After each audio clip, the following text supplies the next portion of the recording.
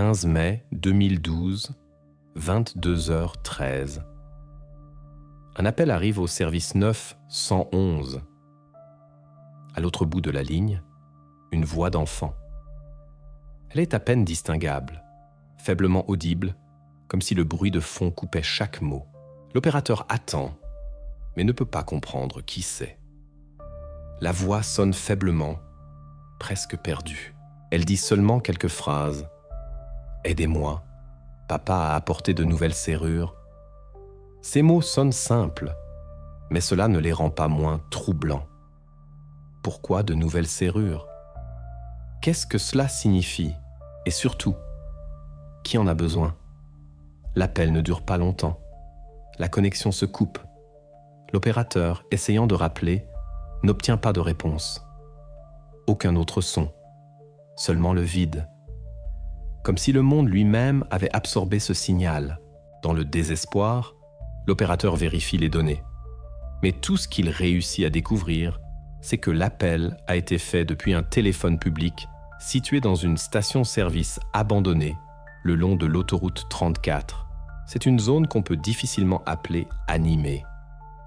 À première vue, un endroit sans rien de remarquable. La patrouille qui se rend sur place ne découvre rien. Ni signe de lutte, ni trace de personne. Simplement une construction abandonnée et une autoroute vide. Pendant plusieurs jours, personne ne prête attention particulière à cet appel. Et bien qu'il soit mentionné dans les nouvelles locales, tous l'oublient rapidement, l'attribuant à une coïncidence. Néanmoins, cet incident ne laisse pas de traces dans la mémoire de certaines personnes. L'appel a été enregistré, et bien qu'il ait été reconnu comme menace non établie, il n'a pas disparu dans l'ombre. Quelque chose dans cet appel inquiète. Il ne donne pas la paix. Même si à première vue cela ressemblait à une coïncidence insignifiante, progressivement, cet appel deviendra plus qu'un épisode isolé. Il sera le premier signal qui mènera à découvrir ce qui est caché derrière des portes fermées, d'un nid familial apparemment paisible. Dans le comté de Providence, il y a une famille Olsen. À première vue, c'est un couple de fermiers tout à fait ordinaire, comme beaucoup dans cette région. Mark et Brenda vivent dans une grande ferme où ils gardent des animaux, cultivant la terre et participent activement à la vie de la communauté religieuse locale. Si vous demandez aux voisins ou aux paroissiens qui ils sont, la réponse sera une. Famille exemplaire, imprégnée de tradition et de foi.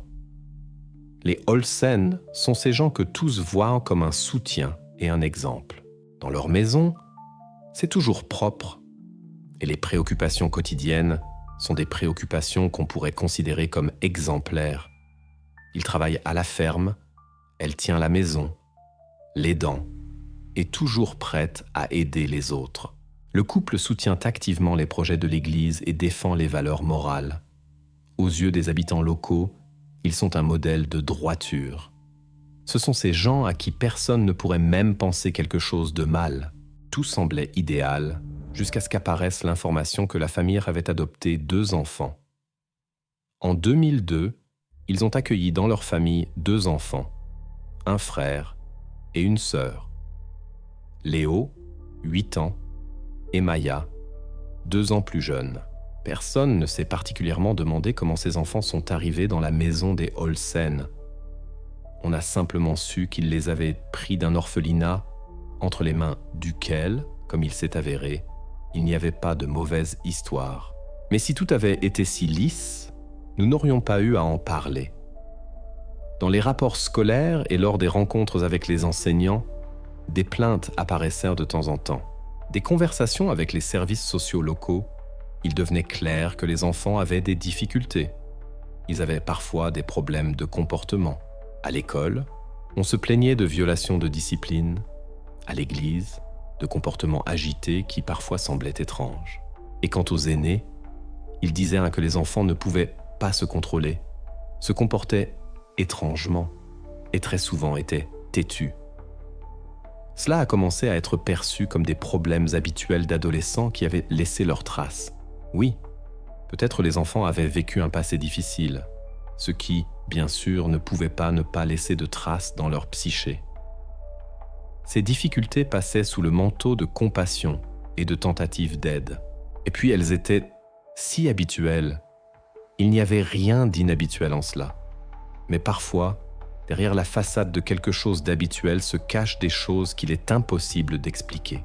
Avec le temps, les services sociaux ont commencé à effectuer des vérifications. Tout était selon le plan. Il vérifia les conditions, inspectait la maison. Et tout le temps, tout était en ordre. Aucune violation. Tout semblait propre. La famille, dans laquelle enfants et adultes vivaient comme un, était même au centre de l'attention pour leurs bonnes actions.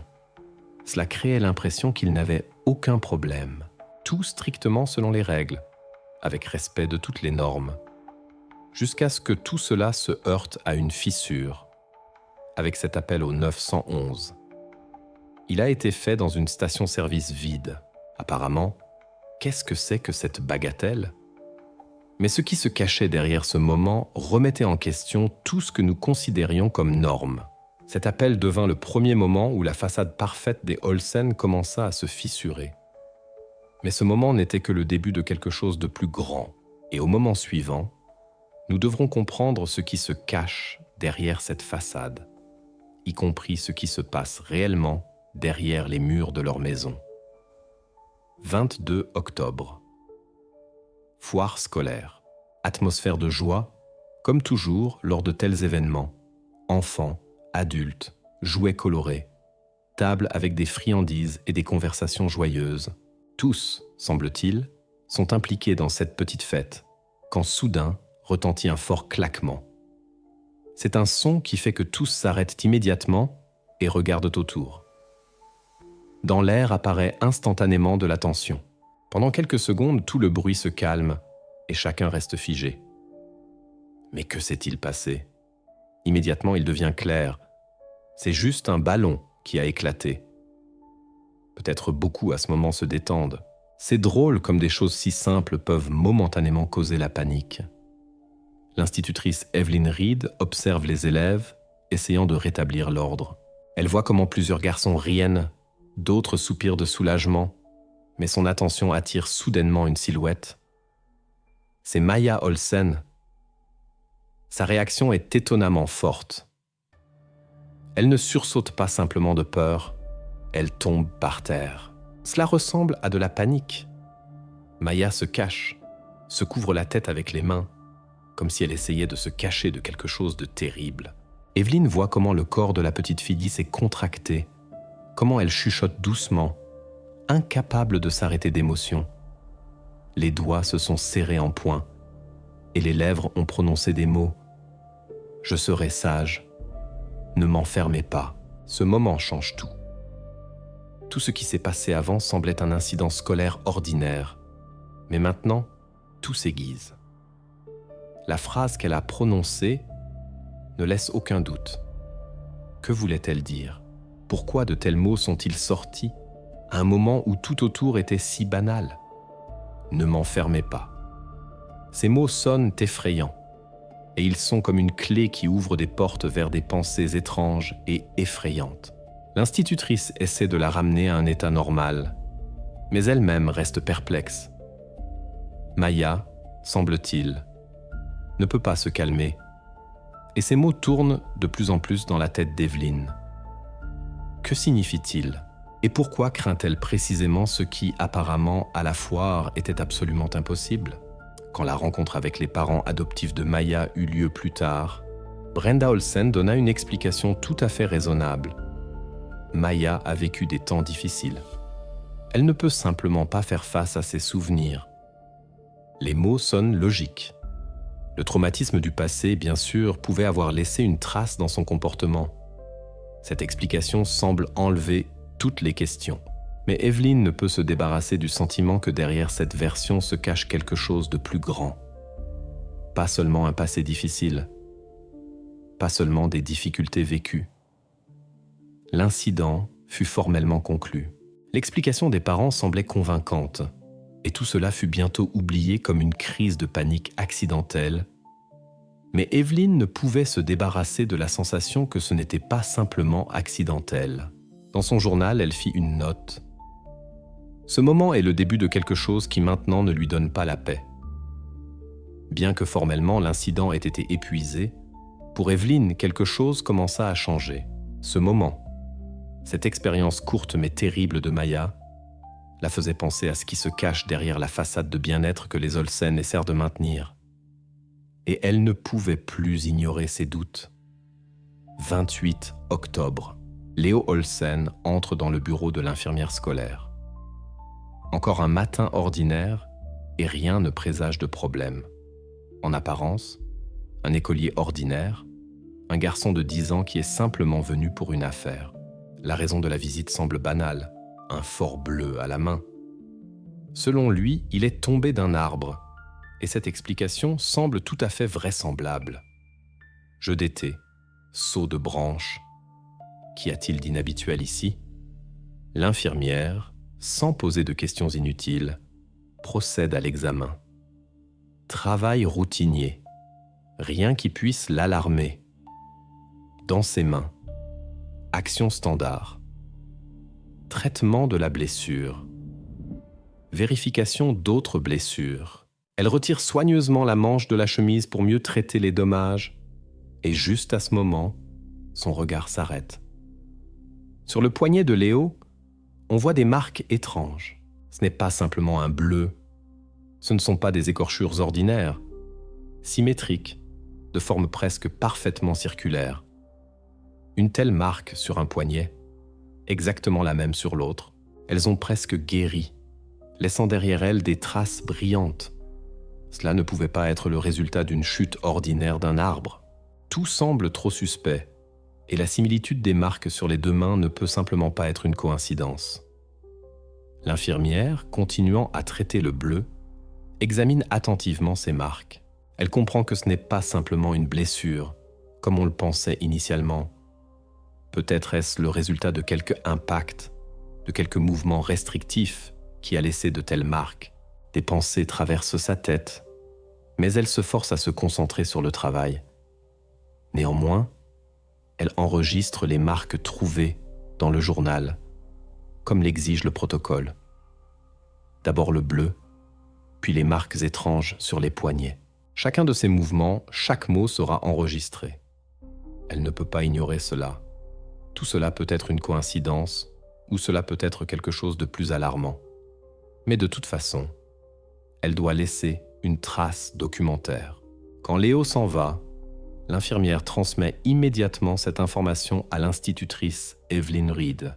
Elle sait qu'Evelyn avait déjà réfléchi aux bizarreries dans le comportement de Maya, et maintenant, avec cette nouvelle observation, l'anxiété dans sa tête ne fait que s'intensifier. Dans son enregistrement, l'infirmière mentionne brièvement « poignet, marques étranges, écorchures guéries ». C'est suffisant pour attirer l'attention, pour diriger leurs pas dans la bonne direction. Evelyn Reed, en recevant l'information, comprend qu'elle ne peut pas laisser cela sans attention. Ces étranges coïncidences et détails commencent à former un tableau. Elle avait déjà remarqué des bizarreries dans le comportement des deux enfants depuis longtemps, et maintenant cet indice comme unit tout, devenant le premier véritable pas dans l'enquête. Dans l'esprit de l'institutrice se dessine déjà un nouveau plan d'action. Evelyn Reed était assise à son bureau, traitant d'autres papiers, quand tous les trois faits lui vinrent à l'esprit, qui maintenant, comme des puzzles, s'assemblaient en un tout. L'appel au 9, 1-1. La réaction de Maya au ballon qui a éclaté à la foire, et les écorchures sur les mains de Léo. Tous ces événements, qui semblaient accidentels et insignifiants à première vue, commencèrent de maintenant à former un tableau alarmant. Maya, effrayée à mort, pressant ses mains contre sa tête, comme si elle essayait de se cacher de quelque chose. Ces mots. « Je serai sage, mais ne m'enfermez pas. » L'appel au 9-1-1 avec les mots mystérieux sur « nouvelle serrure » et maintenant, les écorchures sur les mains de Léo, qui ne pouvaient en aucun cas être le résultat d'une simple chute. Des marques symétriques, comme si elles avaient été laissées par quelque chose de lourd et de rigide, qui sur les 2 poignets semblaient identiques. Tout cela ne pouvait pas être de simples coïncidences. Avec chaque nouveau fait, Evelyn sentait comment dans sa tête grandissait l'inquiétude, comment dans son cœur apparaissait l'anxiété. Elle était maintenant sûre d'une chose. Quelque chose ne va pas dans cette famille. Son regard tomba à nouveau sur la note médicale. Écorchure sur les poignets, ressemble à des marques de menottes. Les pensées d'Evelyn ne la lâchaient pas. Elle comprenait que ces avertissements pouvaient être erronés, mais elle ne pouvait plus se taire. Et elle décidait. Elle doit agir. L'étape suivante était évidente.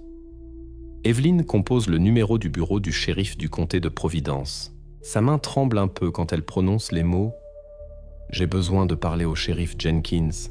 C'est important. » Ses soupçons s'étaient été transformés en certitude. À un moment donné, elle savait déjà que ce n'était pas simplement une affaire d'incident accidentel. Son intuition ne pouvait pas se tromper.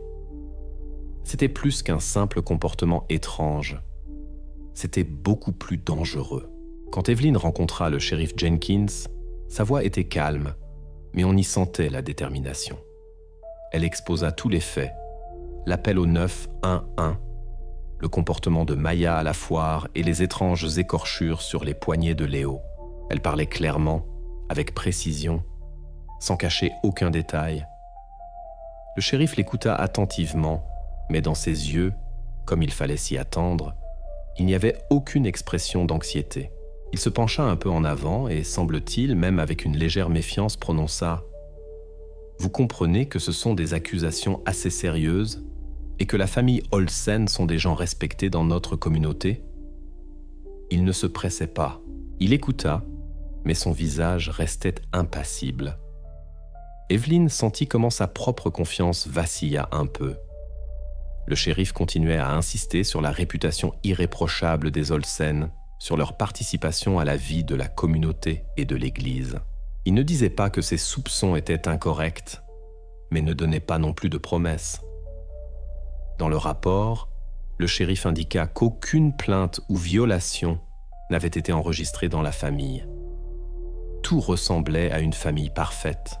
Dans sa voix, il y avait une dose de scepticisme, et cela causait chez Evelyn un sentiment de lutte intérieure. Finalement, le shérif promit de mener une conversation préventive avec Mark et Brenda Olsen, mais aucune enquête officielle ne commençait. Cette conversation était quand même un pas en avant, mais il restait le sentiment que les autorités ne prenaient pas cela au sérieux. Evelyn savait qu'il restait encore beaucoup à découvrir, et bien que l'affaire n'ait pas été officiellement ouverte, elle ne pouvait pas laisser cela comme ça. Maintenant, tout dépendait de ce qui se passerait pendant cette conversation. Evelyn était prête à continuer à se battre pour ce qu'elle considérait comme juste, mais son information était-elle suffisamment convaincante pour que le shérif commence à agir de manière décisive? La question restait ouverte, et la tension montait. Evelyn Reed ne pouvait pas se débarrasser du sentiment qu'elle ne pouvait pas simplement s'arrêter à ce que lui avait dit le shérif.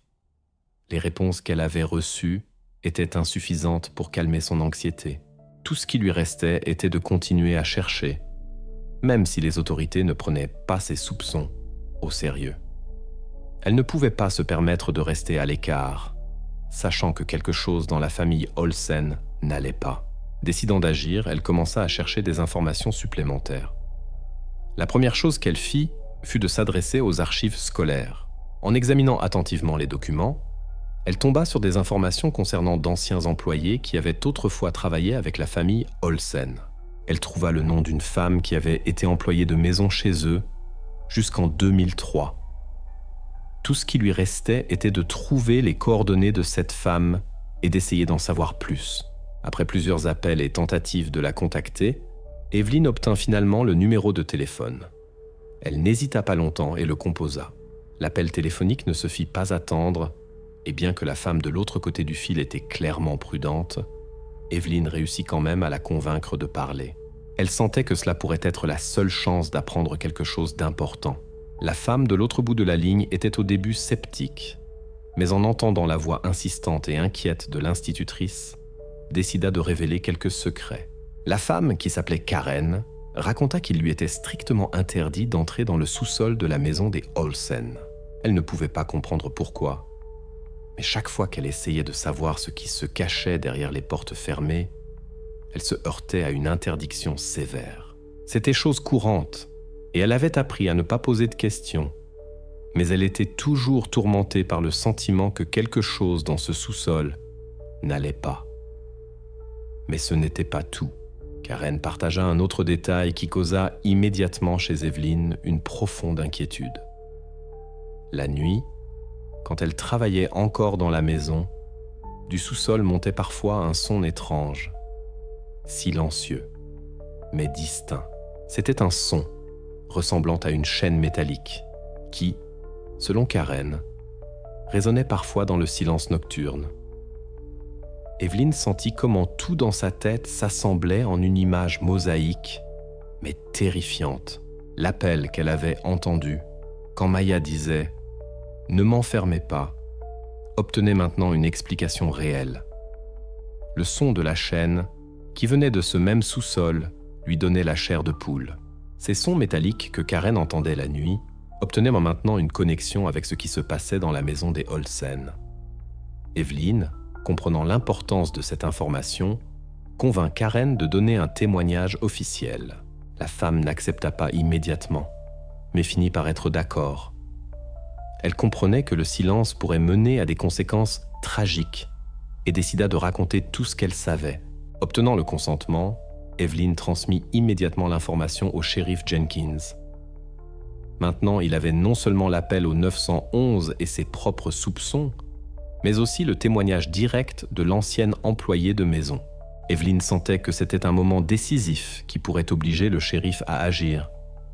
Cette information devint la première vraie preuve que quelque chose de caché et terrifiant se passait dans la maison des Olsen. Maintenant, le shérif n'avait pas d'excuse pour l'inaction. Il ne pouvait plus ignorer ces preuves. Tout ce qui restait était d'agir. 29 octobre. Le shérif Jenkins va finalement à la ferme des Olsen. À ce moment, après tous les signaux d'alarme précédents, il comprend qu'il ne peut continuer à ignorer toutes ces bizarreries. Le témoignage de l'employé de maison, le silence des enfants, ces étranges marques sur les mains de Léo, tout cela maintenant ne sont plus juste des rumeurs. Mais comment procéder avec ce qui semble encore être une bonne famille? Quand le shérif arriva à la ferme, il rencontra Mark et Brenda avec des visages aimables et hospitaliers. Ils lui offrirent du café, l'invitèrent dans la maison, et son attention fut immédiatement attirée par l'ordre qui régnait dans leur foyer. Tout semblait comme s'il n'y avait jamais eu de problème là. Les meubles étaient à leur place, les fenêtres propres, dans la cuisine, l'odeur de café fraîchement préparé.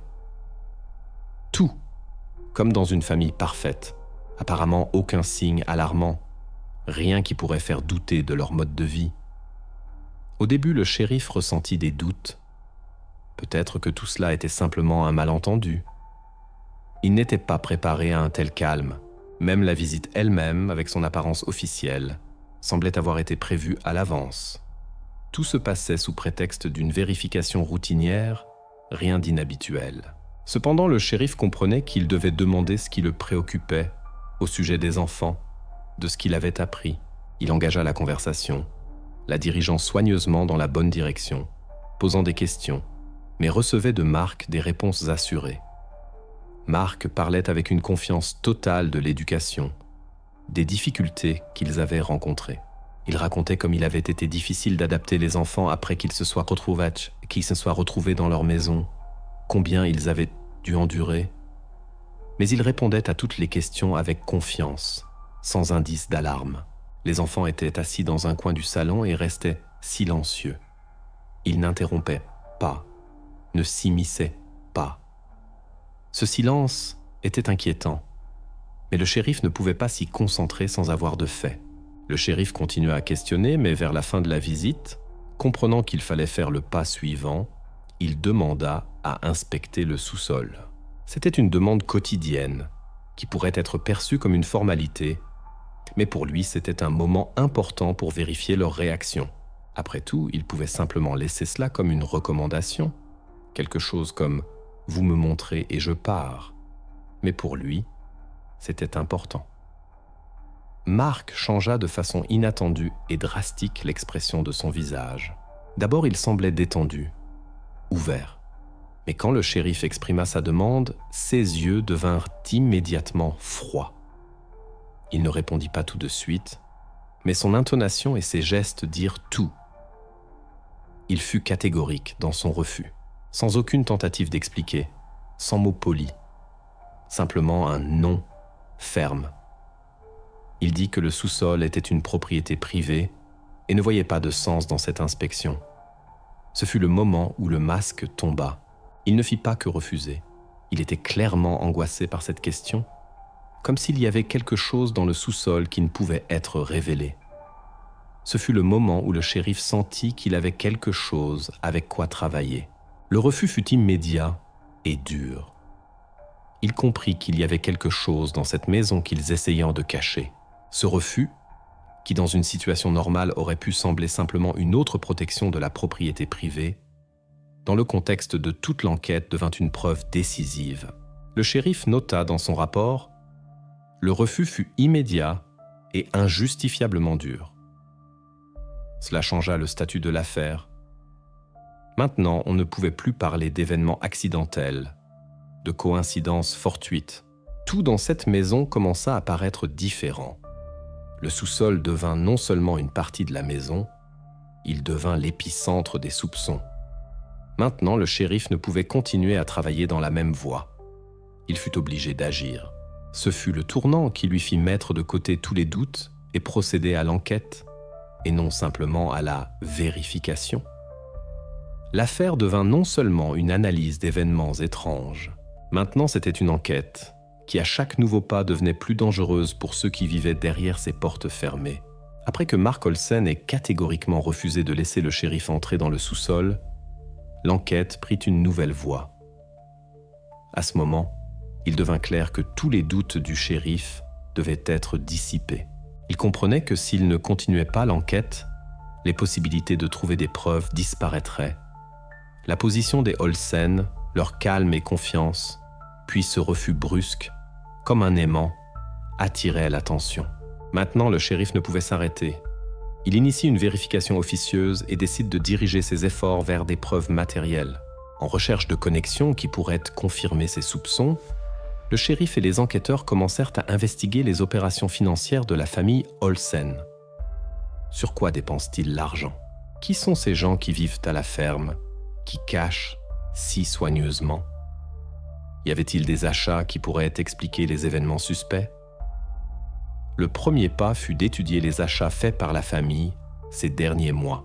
C'était un mouvement logique qui pourrait avoir mené à des traces matérielles.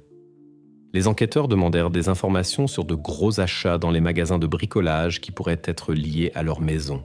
C'était une décision simple mais extrêmement importante, car de tels achats restent souvent invisibles aux yeux ordinaires. En conduisant l'analyse, les enquêteurs tombèrent sur un reçu qui attira immédiatement l'attention.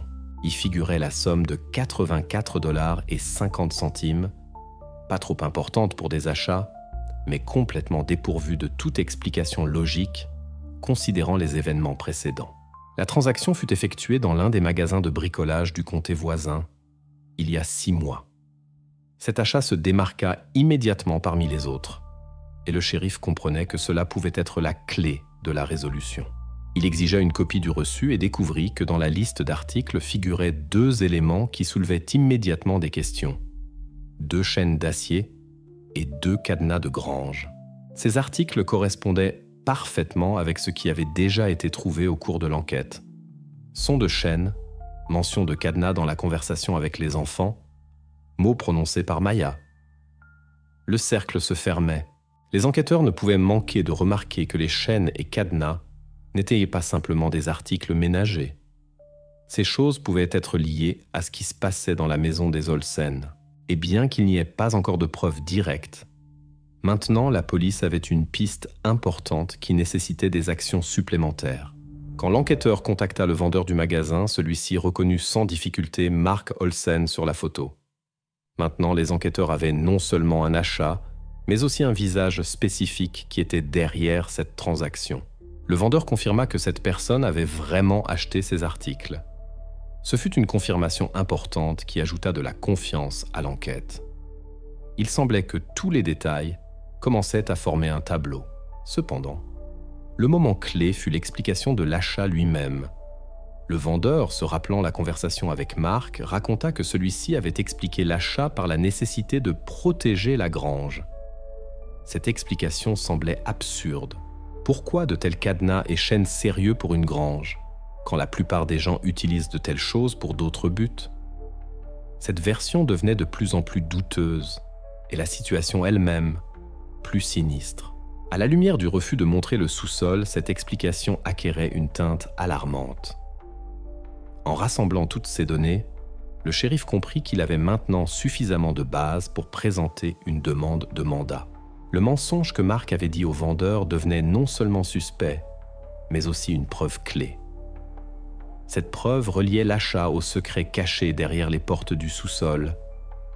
Et maintenant, ayant des preuves, le shérif ne pouvait plus reculer.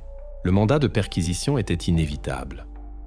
Après que le shérif eut obtenu tous les témoignages nécessaires, il savait qu'il ne pouvait pas se fier uniquement aux suppositions.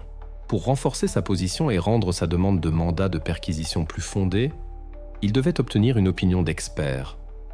Le shérif comprenait que ses soupçons devaient être confirmés non seulement par les faits, mais aussi par la science.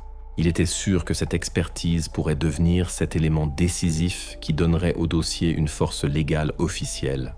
Le shérif transmit les photographies des écorchures au poignet de Léo au médecin légiste pour une consultation non officielle. Sur ces images, on voyait bien des traces qui ne pouvaient pas être simplement le résultat d'une chute ordinaire d'un arbre. Il n'attendait pas de résultats instantanés, mais comprenait que c'était une étape importante qui l'aiderait non seulement à dissiper les doutes, mais aussi à renforcer la base probante. L'expert, en recevant les photographies, dit qu'il était prêt à fournir une conclusion préliminaire, mais à ce moment-là, ce n'était qu'une opinion non officielle. Le shérif était nerveux, comprenant que chaque mot de l'expert serait d'une importance critique. Quand quelques jours plus tard arriva la réponse, l'expert émit une conclusion qui dissipa immédiatement tous les doutes. Par le caractère des dommages, par leur symétrie et profondeur, il nota que de telles blessures ne pouvaient clairement pas avoir été obtenues suite à une chute accidentelle. Il expliqua en détail que les écorchures sur les deux mains étaient identiques en forme et profondeur, ce qui indiquait l'impact prolongé de quelques dispositifs de contention. Ce n'étaient pas simplement des blessures accidentelles. Ces blessures indiquaient que la personne avait été longtemps sous l'effet de restrictions physiques. L'expert nota également que les blessures ne correspondaient clairement pas aux dommages typiques obtenus lors d'une chute ou même lors d'activités ordinaires à l'extérieur. Elles étaient incompatibles avec les blessures domestiques usuelles. La conclusion était bouleversante. Les écorchures indiquent le port prolongé de dispositifs de contention, tels que des menottes ou des chaînes. C'était la confirmation scientifique qui détruisait toutes les versions précédentes sur les accidents fortuits. Le shérif savait qu'il avait maintenant tout le nécessaire pour continuer l'enquête. Ces données furent immédiatement jointes à la demande de mandat de perquisition. Bien que la conclusion fût non officielle, sa signification était énorme. Sur la base de cette conclusion, ainsi que des témoignages de témoins et d'autres preuves, le shérif savait qu'il ne pouvait pas continuer l'enquête sans mandat officiel. À chaque étape, à chaque nouveau fait, l'affaire devenait de plus en plus grave et complexe. Maintenant, le shérif avait 3 éléments clés qui garantissaient le succès. Le témoignage de la femme de ménage, le reçu d'achat de chaînes et cadenas, et la conclusion d'experts. Ces 3 éléments transformèrent l'enquête d'un examen superficiel en une affaire complète avec de vraies preuves. Le shérif présenta la demande de mandat avec confiance qu'il avait maintenant tout pour une perquisition réussie. La question n'était plus « le mandat sera-t-il émis ?» Il était sûr que maintenant ses actions avaient acquis une force juridique. Quand le shérif commença déjà à préparer la demande de mandat, il apprit que les Olsen étaient informés de l'enquête. Par l'intermédiaire de leur avocat, ils obtinrent des informations sur les actions de la police et décidèrent de porter un coup préventif. C'était un mouvement classique, transformer les accusateurs en accusés, saper la confiance en ceux qui mènent l'enquête. La famille Olsen était prête à se défendre, et leurs actions devinrent la première réponse à la pression exercée sur eux. Quelques jours plus tard, l'avocat des Olsen déposa une plainte officielle contre l'école, et personnellement contre Evelyn Reid. Ils affirmaient qu'elle dépassait ses pouvoirs et exerçait une pression psychologique sur les enfants, les manipulant pour ses propres fins. Ce n'était pas seulement une tentative de repousser les accusations, mais aussi une stratégie pour compromettre le témoin principal. Au début, ces accusations semblaient absurdes, mais leur détermination et confiance faisaient que le shérif et les autres participants de l'enquête ressentaient une légère inquiétude. Dans la plainte, il était affirmé que Reid, avec son attention au comportement difficile des enfants, manipulait en réalité la situation, les provoquant à certaines réactions. Dans ce contexte, ces actions ne semblaient pas être du soin pour le bien-être, mais de la pression, forçant les enfants à dire ce qui convenait aux adultes. Cela créait non seulement une pression légale, mais aussi morale sur l'enquête. Maintenant, tous commencèrent à se demander: est-ce que l'institutrice elle-même ne manipulait pas? Peut-être que toutes ces actions faisaient partie d'un jeu plus complexe qu'il n'y paraissait à première vue. Les Olsen affirmaient activement que les blessures obtenues par Léo étaient le résultat de sa tendance à l'automutilation, que son comportement avait toujours été imprévisible et problématique. C'était une étape pour essayer d'attribuer toute bizarrerie au problème de comportement. Ils affirmaient aussi que la réaction de Maya à la foire, sa peur soudaine et son silence, étaient le résultat d'erreurs du personnel scolaire qui ne savait pas travailler avec des enfants ayant subi un trauma. Tout cela s'expliquait comme conséquence du fait que les enfants ne pouvaient pas s'adapter à la nouvelle vie, et dans leur comportement, il n'y avait rien de suspect. Cependant, leur version sur l'automutilation et l'incompétence scolaire semblait de plus en plus absurde, surtout quand chaque nouveau fait contredisait ces explications. Leur tentative de confondre l'enquête créait plus de questions que de réponses. Chaque explication était contradictoire, et chaque nouvelle déclaration ne faisait que renforcer les soupçons qu'ils cachaient beaucoup plus qu'ils ne voulaient l'admettre. Pour un court moment, leur attaque créa une confusion réelle dans les rangs de l'administration scolaire. Certains employés commencèrent à douter des actions d'Evelyn, et cela retarda certains processus. Des questions apparurent sur comment et pourquoi elle avait commencé son enquête. Comment elle avait pu s'immiscer si instamment dans les affaires personnelles d'une famille qui semblait si respectée dans la communauté. Cela ralentit les actions du shérif et pouvait l'empêcher d'obtenir des preuves supplémentaires dans le cadre de son enquête. Mais finalement, leur tactique ne put pas retarder longtemps l'enquête. Les accusations fausses et les tentatives de manipulation furent inutiles. Le shérif, ayant obtenu des conclusions d'experts et des preuves, savait qu'il avait tout le nécessaire pour continuer l'enquête. La plainte déposée par l'avocat ne pouvait pas annuler le mandat de perquisition déjà émis. Les Olsen essayèrent de détourner l'enquête du chemin, mais ces résultats ne pouvaient pas être ignorés. Ils se heurtèrent à la loi, et maintenant tout leur mécanisme défensif ne devint qu'un renforcement de la culpabilité. Pendant que leur stratégie ralentit le processus, elle ne put l'arrêter. Le shérif continua d'avancer, sachant que toute tentative de détourner l'attention des preuves principales était vouée à l'échec. L'inquiétude et le secret manifestés par les Olsen ne devinrent qu'un pas de plus vers leur démasquage. En attendant le mandat de perquisition, le shérif et son équipe commencèrent à enquêter soigneusement sur le passé de Mark et Brenda Olsen. S'ils n'avaient rien caché de suspect, leur biographie aurait probablement été ouverte comme un livre. Cependant, plus les enquêteurs creusaient, plus de questions surgissaient. D'abord, leur attention fut attirée par quelque chose de complètement ordinaire. Le déménagement des Olsen en Iowa en 2001. En apparence, qu'est-ce qui pouvait être suspect dans un changement de résidence? Mais voici ce qui est étrange. Dans les documents officiels, aucune raison de ce déménagement n'était indiquée. Ils disparurent simplement de l'Utah, ne laissant aucune trace derrière eux. Cela crée une lacune intrigante. Qu'ont-ils laissé derrière eux et de quoi ont-ils fui? Les enquêteurs dirigèrent des demandes vers les autorités policières de l'Utah pour tenter de clarifier ce moment. Les attentes furent satisfaites. Les réponses arrivèrent et elles devinrent encore plus énigmatiques. Il s'avéra que les Olsen n'avaient beau pas simplement changer de lieu de résidence. Dans l'Utah, ils étaient membres d'une communauté religieuse fermée qui adhérait à des points de vue radicaux. Ce n'était pas simplement un groupe conservateur, c'était une communauté avec des pratiques extrêmement cruelles, basées sur la purification physique du péché. Ces méthodes de purification physique n'étaient connues que par quelques-uns en dehors de leur communauté, mais elles restaient toujours dans l'ombre, cachées de la société. Ces pratiques incluaient non seulement des rituels prolongés et torturants, mais aussi un traitement cruel envers ceux qui, selon l'opinion de la communauté, étaient impies. Les Olsen, comme il s'avéra, étaient profondément impliqués dans ces pratiques.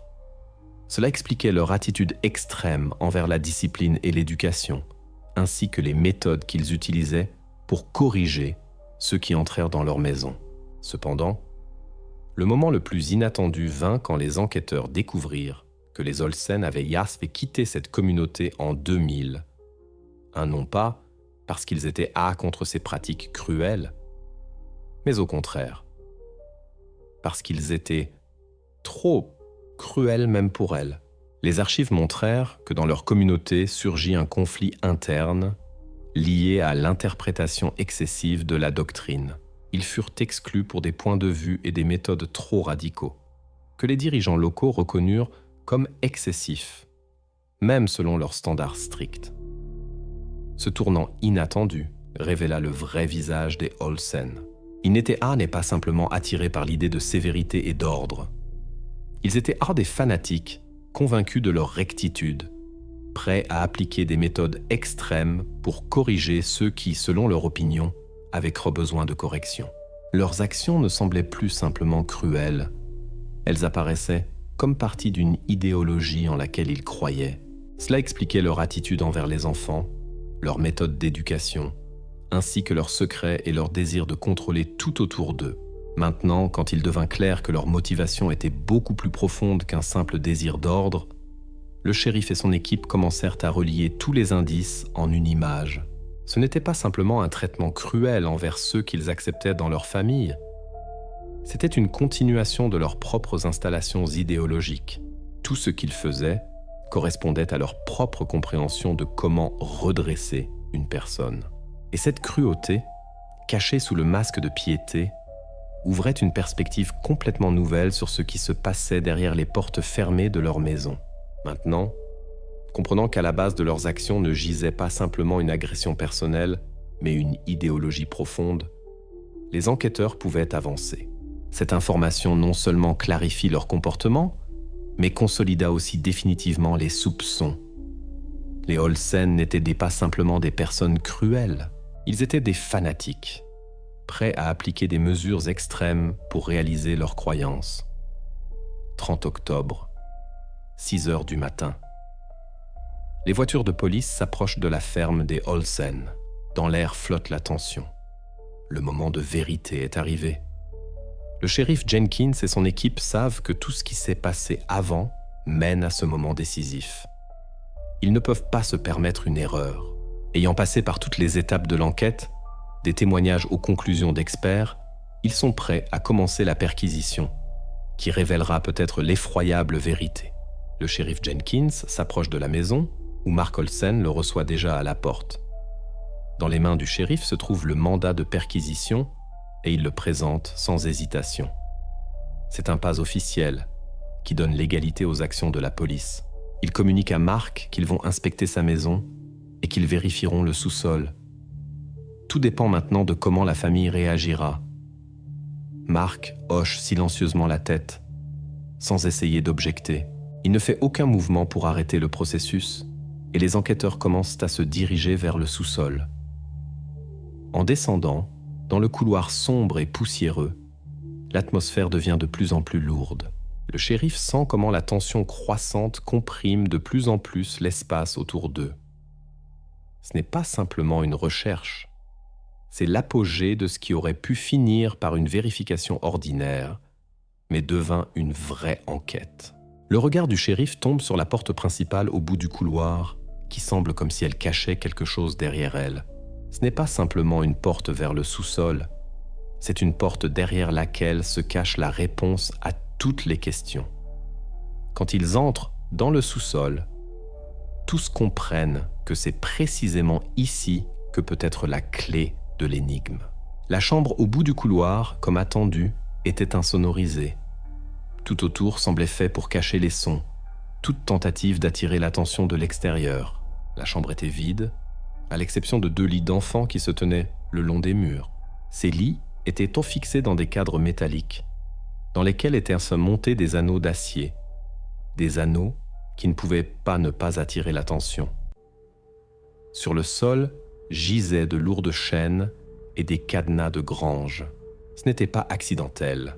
C'était un endroit clairement planifié, créé pour contenir, restreindre. Le shérif et les enquêteurs se tenaient dans cette chambre. Leur regard ne pouvait se détacher de ces objets de fer. Tout ce qui était lié à ces chaînes et cadenas prenait maintenant une réalité sinistre. Ces indices, qui étaient directement devant eux, confirmaient les pires soupçons qu'ils avaient portés tout ce temps. Ce n'était pas simplement de l'isolement, c'était un moyen de contrôle, un moyen pour restreindre la liberté au sens le plus littéral. Et cet endroit fut conçu dans le but de cacher ce qui se passait du monde extérieur. Cependant, l'indice le plus fort dans cette chambre n'était pas la chaîne ou le cadenas, mais ce que les enquêteurs trouvèrent sur les murs. Dans la chambre étaient accrochés des dizaines de dessins d'enfants. Sur chaque image, les enfants sont représentés à côté de parents, souriants, heureux. Mais il y a un détail horrible qui cause des frissons. Sur les bras et les jambes des personnages de ces dessins étaient dessinés des bracelets noirs. C'était un message désespéré, caché du monde, une tentative des enfants d'exprimer leur souffrance de la manière qui leur était accessible. Sur chaque dessin, ce détail sombre qui parlait de ce qu'ils essayaient de dire à tous ce qui leur arrivait vraiment. Ces bracelets, symboles qu'ils étaient enfermés, restreints, ne pouvaient partir. La connaissance que tout cela se passait juste sous le nez de toute la communauté, tandis que la société continuait à croire en l'image idéale de la famille, devint pour le shérif et son équipe un coup lourd. Tous les indices se combinaient maintenant en preuves indiscutables. À ce moment, Mark et Brenda Olsen furent arrêtés. Il n'y a plus de doute. Tout ce qui se passait dans cette maison était le résultat de leurs actions, leur foi en leurs propres idéaux, qu'ils imposaient avec une telle cruauté. La question de qui était coupable était déjà résolue. Il n'y avait plus d'incertitude sur ce qui se passait dans cette maison. Et maintenant, quand le shérif et son équipe quittent le sous-sol, ils savent que le prochain chapitre de l'enquête ne sera que le commencement de la fin pour la famille Olsen. Les chaînes et anneaux trouvés dans le sous-sol de la maison des Olsen furent immédiatement envoyés pour expertise. Ce fut un pas décisif qui devait fermer tous les doutes restants. Les découvertes faites dans le sous-sol étaient effroyablement sinistres, mais pouvaient-elles être vraiment décisives ? Peut-être les traces sur le métal n'étaient pas suffisantes. Peut-être ne confirmait-elle pas ce qui se passait dans cette maison. Mais la science peut toujours donner une réponse plus précise. Les criminalistiques se mirent au travail scrupuleusement, examinant les chaînes et anneaux sous le microscope. Ils savaient que même les plus petits détails pouvaient devenir importants. L'attention était rivée sur chaque égratignure, sur chaque trace. Ce n'était pas simplement un examen. Chaque détail pouvait devenir décisif. Le temps traînait. L'attente était longue, mais finalement, les résultats de l'expertise arrivèrent. Sous le microscope furent découvertes des particules microscopiques d'épithélium et de fibres de tissu sur la surface interne des anneaux. Ces petites découvertes, à première vue insignifiantes, devinrent ces mêmes indices qui liaient ces objets à ceux qui les utilisèrent. Ce n'était pas accidentel. Les anneaux métalliques et chaînes avaient une relation directe avec ceux qui furent restreints par eux. Mais qui ? La question de l'appartenance de ces traces biologiques devint décisive. Maintenant, pour les experts, ne restait qu'un pas, déterminer à qui exactement appartenaient ces traces. Les échantillons furent envoyés pour analyse ADN. tous les spécialistes comprenaient parfaitement à quel point ce moment était important. La comparaison ADN pouvait mettre un point final à l'enquête. Ce n'était plus une simple supposition, mais une recherche scientifique qui, peu importe comment elle se développerait, devait donner un résultat exact.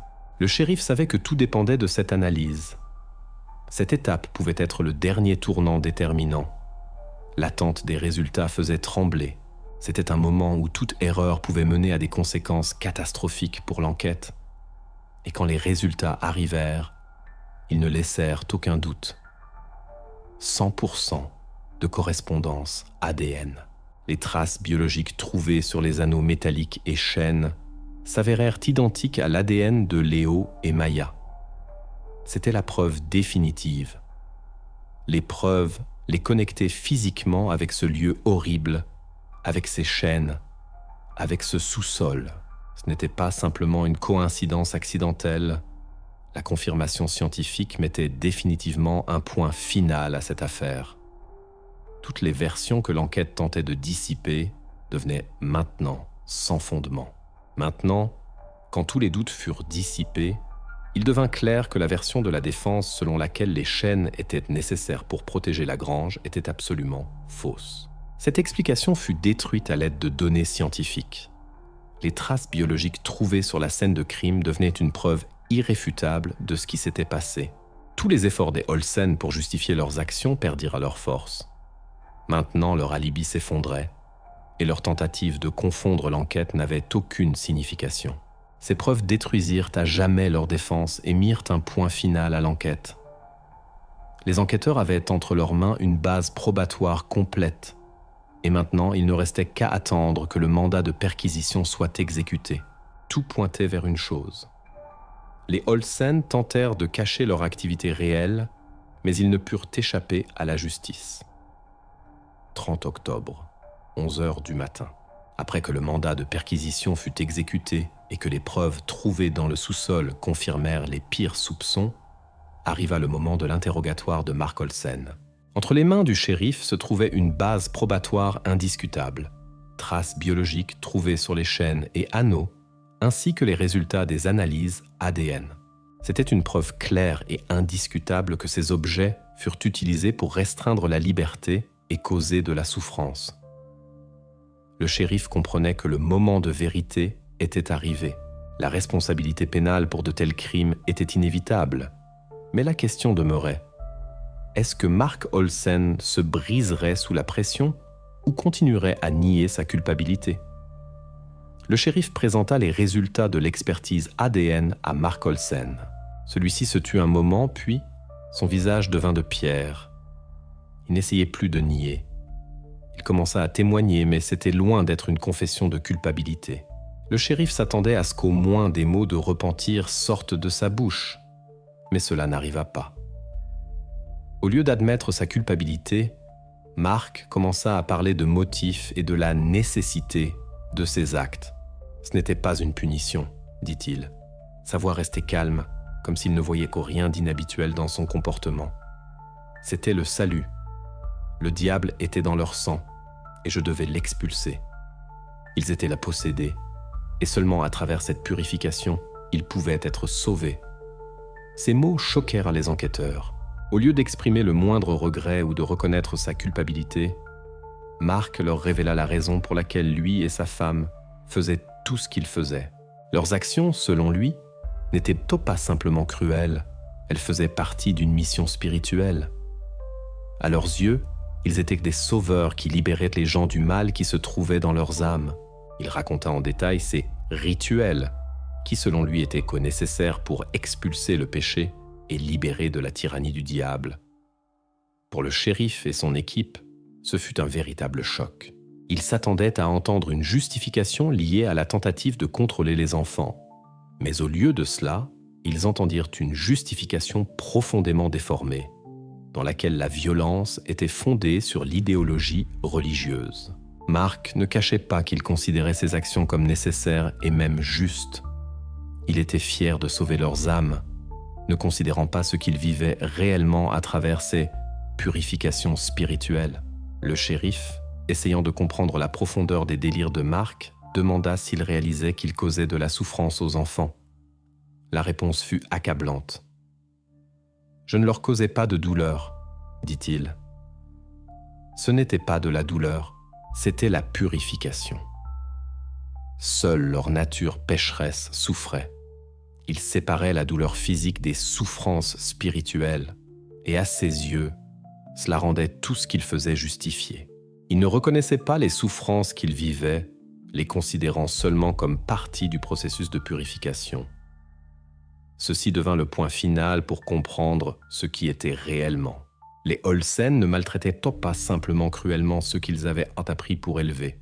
Ils étaient des fanatiques qui agissaient selon leurs croyances religieuses, sans comprendre ou sans vouloir comprendre que leurs actions n'avaient rien à voir avec le salut spirituel.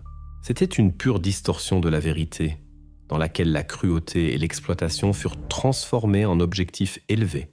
Leurs motifs étaient si tordus que le shérif et les enquêteurs les voyaient maintenant non seulement comme des criminels, mais comme des personnes qui avaient perdu le contact avec la réalité, menaçant tous autour d'eux.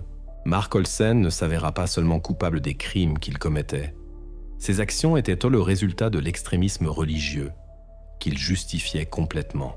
Dans sa tête, il n'y avait pas de place pour le repentir parce qu'il croyait sincèrement que tout ce qu'il faisait était le salut. Tout ce qui se passait dans sa maison faisait partie de sa mission déformée, qu'il considérait comme sacrée. Cette confession devint l'élément final qui détruisit tous les doutes sur sa motivation et ses actions criminelles. L'enquête se trouvait maintenant au seuil de comprendre exactement à quoi ressemblait la vie dans la maison des Olsen, en quoi consistait la réalité quotidienne qu'ils imposèrent à leurs pupilles.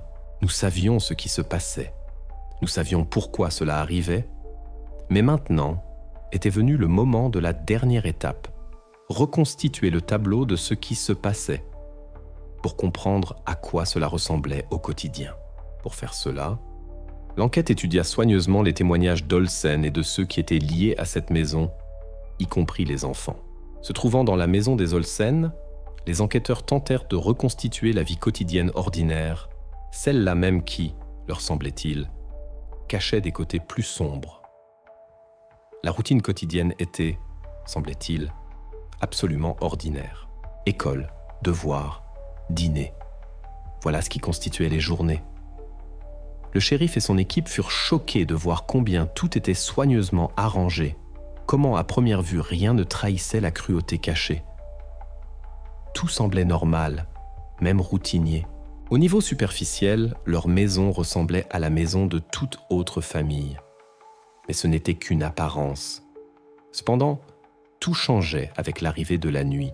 Après le dîner, quand le silence de la nuit descendait sur la maison, commençait la véritable horreur. Après le repas du soir, qui semblait ordinaire, arrivait la préparation psychologique.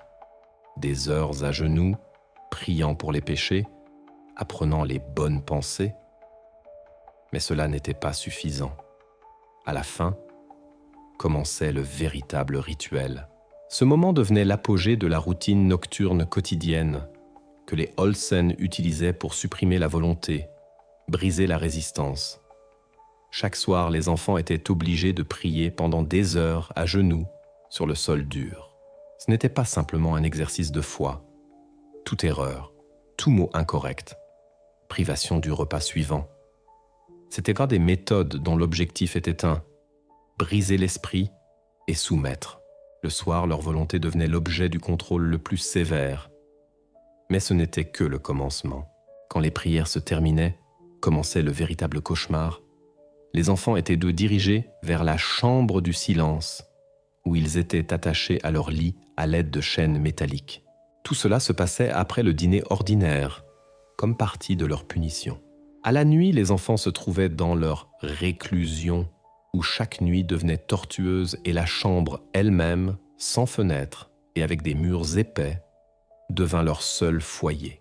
Là, dans cet endroit sombre et insonorisé, ils étaient attachés au lit et restaient ainsi jusqu'au matin. Ce processus n'était pas accidentel. C'était un système conscient et planifié qui continua pendant des mois. Ces rituels nocturnes devinrent une partie systématique de leur vie, et tout cela ne commença pas par hasard. Selon les témoignages, ils devinrent partie de la routine après la première tentative d'évasion de Léo en mai 2004. Cette tentative devint un tournant pour les Olsen. L'échec de l'évasion ne fit que renforcer leur conviction de la nécessité d'appliquer de telles méthodes. Ce n'était pas un comportement accidentel, c'était une intention qui fut soigneusement planifiée et qui ne s'arrêta pas. Chaque jour, ils répétaient leurs actions, nuit après nuit. Les enquêtes menées montrèrent que ces rituels continuèrent pendant plus de 5 mois consécutifs, chaque nuit. Tout cela n'était pas une sorte d'effondrement accidentel, mais partie d'un système qui devint la norme pour cette famille. Ce n'était pas une erreur, pas une action unique. C'était une pratique consciente qui commença en mai et continua avec une régularité terrifiante. Et ce fait devint la confirmation finale que les Olsen n'étaient pas simplement des personnes cruelles, mais partie d'un système de croyances qui justifiait ces terribles actions. L'enquête avait maintenant le tableau complet de ce qui se passait. Les Olsen tentèrent de présenter tout cela comme méthode d'éducation et purification spirituelle. Mais pour les enquêteurs, il devint clair que tout cela était un système soigneusement planifié.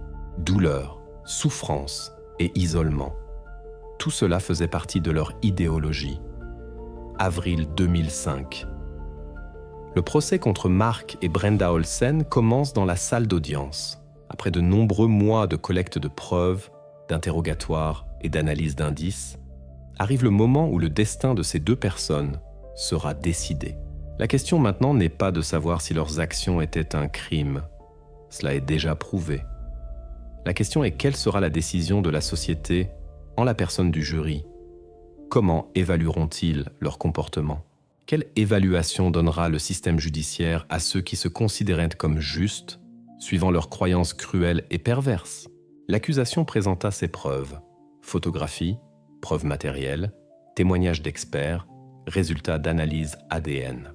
Chaque détail témoignait de la cruauté, d'un système basé sur la violence et l'isolement, devenu partie de la routine quotidienne qu'ils organisèrent dans leur maison. Cette évidence ne laissait aucun doute. La défense construisit sa ligne sur la liberté de religion, argumentant que leurs actions ne constituaient pas un crime, mais seulement une tentative de salut des âmes, basée sur des croyances religieuses. Ce fut leur argument principal, mais il ne put éclipser les faits qui furent exposés au tribunal.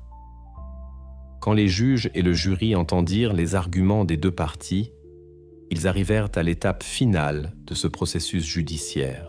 Les matériaux judiciaires furent rassemblés, et maintenant tout dépendait de comment le jury déciderait quoi faire avec cette affaire complexe. Sur fond de ces deux versions opposées de la réalité, le tribunal commença sa dernière étape, attendre le verdict. Le moment décisif arriva.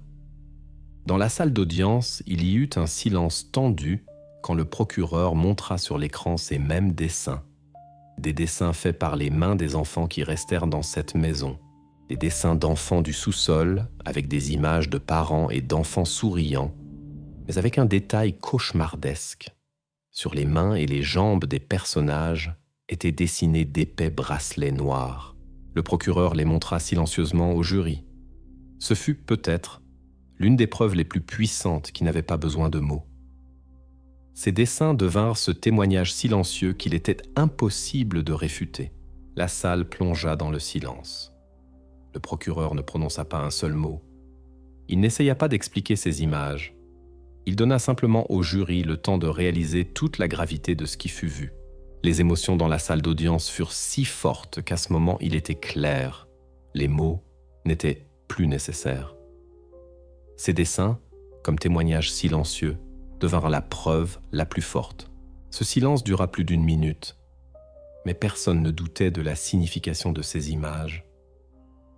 Le jury délibéra moins de 2 heures. Ce fut une délibération d'une rapidité sans précédent. Ils ne perdirent pas de temps en discussion, parce que tous les faits, preuves et même l'impact émotionnel de cette évidence ne laissaient pas d'espace pour le doute. Ils rendirent un verdict de culpabilité sur tous les points. Mark et Brenda Olsen furent déclarés coupables. La sentence fut annoncée le même jour. Mark Olsen fut condamné à 40 ans de prison et Brenda Olsen à 25 ans. Le processus judiciaire se termina, mais ce ne fut que le premier pas sur le chemin vers la restauration de la justice. La violence systématique et la cruauté qu'ils appliquèrent dans leur foyer, maintenant officiellement, furent reconnus comme crimes. Le processus judiciaire se termina, la sentence fut prononcée, et il semblerait que tout ce qui pouvait être dit avait déjà été dit. Mais malgré le fait que la colère de la société était dirigée vers les coupables, il restait en avant une partie importante et inexplorée de cette affaire. Qu'advint-il de ceux qui furent liés à cette horreur et quels changements se produisirent? Après cet événement, ces questions ne pouvaient pas ne pas surgir dans les têtes de beaucoup, et leurs réponses devinrent la prochaine étape importante dans cette histoire. Léo et Maya, deux qui devinrent victimes du système cruel des Olsen, étaient trois maintenant en sécurité. Après le processus judiciaire, ils passèrent par un cours de réhabilitation qui les aida à commencer à se remettre des traumatismes vécus. Leurs noms furent changés pour qu'ils puissent commencer une nouvelle vie, loin de l'horreur précédente. Leur destin fut caché, et maintenant, ils étaient dans le programme de protection des témoins. Laisser leurs histoires derrière, où ils n'étaient plus objet d'attention publique, fut une décision qui leur donna une chance pour un avenir normal. Le système, qui à un moment ne put les protéger, maintenant fit tout pour qu'ils puissent être sauvés. L'avenir de ces personnes resta anonyme, et tout ce qui restait était l'espoir qu'ils vivraient en sécurité et en paix. Mais qu'advint-il de ceux qui étaient en première ligne de cette lutte? Evelyn Redd, l'institutrice qui soupçonna d'abord l'horreur dans la maison des Olsen, initia maintenant la création d'un nouveau système de contrôle sur les familles d'accueil. Ses actions et sa détermination ne furent pas vaines. Dans l'avenir, elle jouera un rôle clé dans le changement du système de supervision. Inspirée par cette affaire, elle continua à lutter pour améliorer le système de protection de ceux qui se trouvèrent en position vulnérable pour ne pas donner plus de chance aux personnes cruelles de manipuler les enfants. Le shérif Jenkins, qui fut derrière l'enquête, prend sa retraite 1 an après. Sa décision de prendre cette position et de mener l'affaire à son terme devint un jalon important dans sa carrière, et terminer l'affaire lui apporta respect et gratitude de la part de la société. Il partit, mais laissa derrière lui une trace solide dans le changement des méthodes d'enquête. Le lieu même du crime, la ferme des Olsen, resta abandonné pendant plusieurs années. Ce morceau de terre devint symbole de toute cette horreur qui fut cachée derrière ces murs. Cependant, à la fin, après de nombreuses années d'existence vide, la ferme fut démolie. Cela devint non seulement la destruction d'un bâtiment, ce fut un acte de purification. Le lieu où jadis s'exerça la cruauté ne restait plus sur la carte. Sa démolition devint non seulement un acte physique, mais un symbole d'achèvement de cette histoire tragique. Maintenant, en ce lieu, ne restait aucune trace de cette tyrannie que vécurent 2 personnes, et elle pouvait être définitivement oubliée. Mais il y eut des questions qui restèrent sans réponse. Toute l'affaire fut portée en justice, la sentence fut prononcée, et tous les suspects reçurent le châtiment mérité, mais restait un moment important. Qu'advint-il de la communauté à laquelle appartenaient les Olsen? Leur silence fut-il complicité? Les enquêtes menées concernant d'autres membres de leur communauté ne menèrent pas à des résultats sérieux. Malgré les tentatives des enquêteurs de révéler cette question, prouver la connaissance ou la complicité d'autres membres de la communauté ne fut pas possible. Cette question resta ouverte et à ce jour reste indéterminée. L'histoire des Olsen, leurs crimes et leur idéologie cruelle laissa une trace profonde dans la société. Cet événement ne changea pas seulement les vies de 2 personnes, mais mena aussi à des changements systématiques dans la société. Il rappela à tous combien il est important de ne pas fermer les yeux sur la souffrance d'autrui et combien il est important de protéger ceux qui ne peuvent se protéger eux-mêmes.